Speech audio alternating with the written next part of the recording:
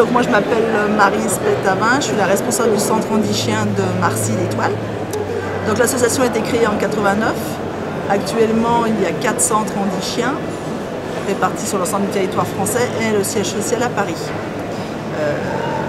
Nous avons fêté l'année passée le 1000e chien remis. Chaque année maintenant nous remettons à peu près une centaine de chiens. La mission de chaque centre est d'éduquer les chiens et de les remettre ensuite aux personnes handicapées moteurs. Nous achetons les chiens à l'âge de 2 mois comme n'importe quel particulier, c'est-à-dire que nous n'avons pas d'élevage attitré.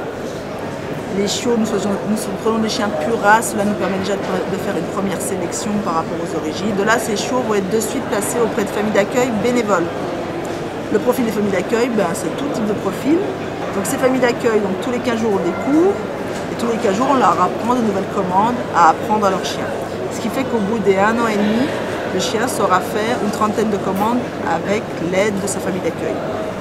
Au bout des 1 an et demi, le chien va rentrer en centre, et là ce sont les éducateurs qui vont prendre le relais, où leur rôle à eux va être de parfaire la technicité du chien, c'est-à-dire lui apprendre les exercices les plus complexes, lui amener de la précision, et en même temps, on va apprendre au chien à travailler à côté d'une personne en fauteuil. Donc 6 mois plus tard, le chien a 2 ans.